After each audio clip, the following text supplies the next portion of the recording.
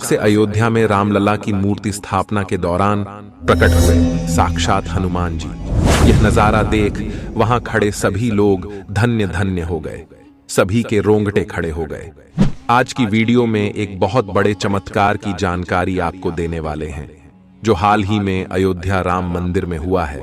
दोस्तों, आगे बढ़ने से पहले अगर आप एक सच्चे राम भक्त हैं तो वीडियो को लाइक करके कमेंट बॉक्स में जय श्री राम जरूर लिखें।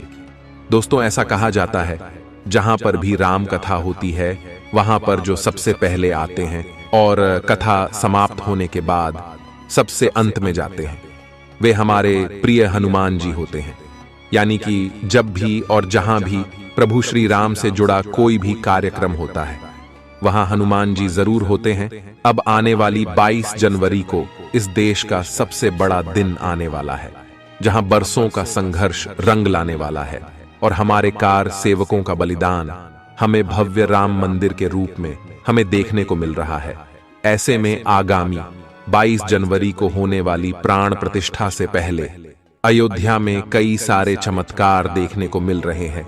लेकिन अब जब इतना बड़ा प्राण प्रतिष्ठा का समारोह अयोध्या में होने जा रहा है तो इस बात की तो गारंटी है कि किसी न किसी रूप में हनुमान जी वहां पर जरूर मौजूद होंगे।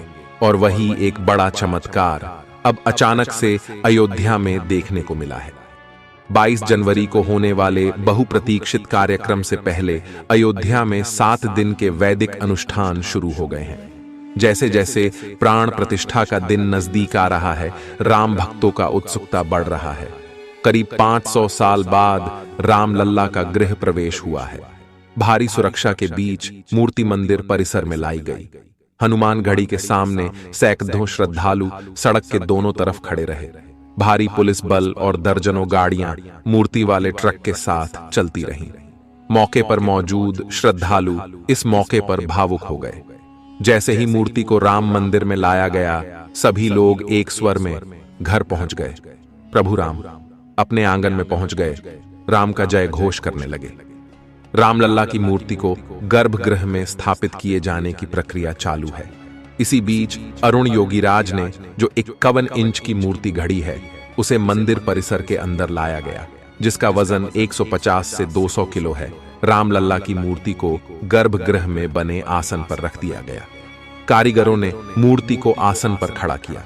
इस प्रोसेस में 4 घंटे लगे, लेकिन इस पूरी प्रक्रिया के दौरान एक सबसे बड़ा चमत्कार यह दिखा कि जब कार्यशाला से राम मंदिर में ट्रक के माध्यम से रामलला की मूर्ति लाई जा रही थी, तब पूरे मार्ग में ट्रक के साथ साथ एक बंदर चलता हुआ दिखाई दिया। जिस दिशा में ट्रक जाता वह बंदर भी उस दिशा में साथ चलता रहता। सभी भक्त यह नजर अपनी आंखों से देख रहे थे और उस बंदर को साक्षात हनुमान जी का अवतार मान रहे थे। जय श्री राम, जय हनुमान के जय कर लग रहे थे। और जब क्रेन की सहायता से राम मंदिर परिसर में रामलाल की मूर्ति को उतारा गया है तो गौरतलब बात यह है कि वह बंदर उस समय भी वहां पर मौजूद था।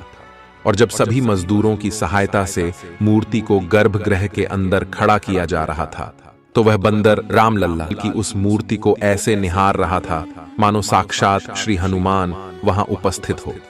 ऐसा कहा जा रहा है मंदिर में पहली बार रामलाल की मूर्ति स्थापित करने के पश्चात वह बंदर अचानक ही कहीं अंतर ध्यान हो गया। इसी चमत्कार पर सभी राम भक्त कमेंट बॉक्स में जय श्री राम, जय हनुमान जरूर लिखें। अब दोस्तों, आप सभी के मन में एक सवाल जरूर आ रहा होगा, आखिर राम मंदिर के गर्भगृह में इस नई मूर्ति को स्थापित किया जाएगा तो आखिर रामलाल की उस मूर्ति का क्या होगा जो 1939 में मस्जिद के गुंबद के नीचे से प्रकट हुई थी। आचार्य सत्येंद्र दास रामलला विराजमान को सबसे ज्यादा